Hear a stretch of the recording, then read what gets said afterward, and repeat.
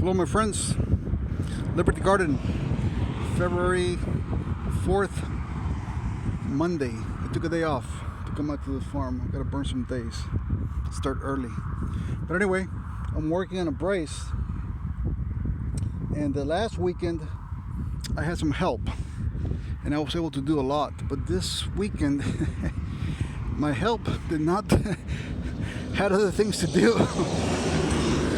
So of the two guys that came last week, I couldn't find one and the other one had something else to do, so I'm all alone here. Anyway, we can manage. So today I am putting up this brace. So as you can see, the fence goes down that way about 180 yards, and then it's gonna come here to a double H brace, and it's gonna go down about another 200 yards down that way, and then I'll have another brace on that side. So I'm putting up a brace here. A lot of guys, including myself,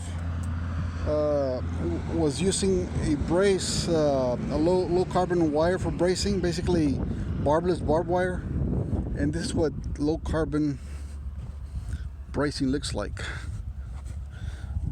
Okay, this is one of my first fences. It looks like shit now because this low carbon gives a lot, so the fence comes a little loose, and you can see it there. And you always got to be twitching turning the stick one more time. Now if you use high carbon wire, 12 gauge, I'm using it here. I'm basically doing 2 wraps, right? And I'm using the golden rod to tighten it. So right now I took all the slack out of it. Here I can't do it anymore.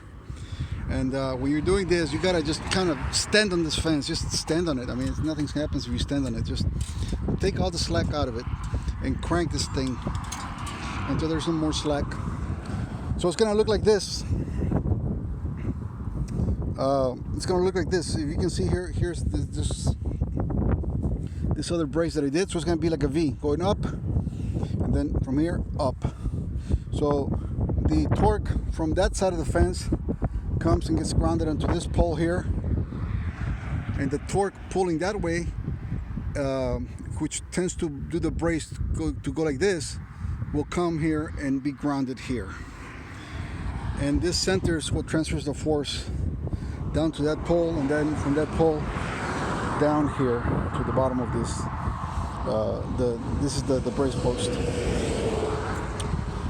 So then what I'm going to do, I could put a twitch stick, but I don't like the way they look, and I don't like twitch sticks. I mean, they're kind of dangerous. If you let it go, it might come back and hit you in the face or in the finger. So I'm using these inline strainers. So I do a knot on this side, and I put the other end of the wire into this hole, and I start cranking it with a tool like this. There you go. So I just crank it and crank it, right? So the end result is going to look like this.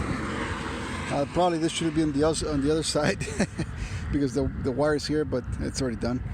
So then it looks like this, right? And if it ever comes loose a little bit, you just come and give it one more turn.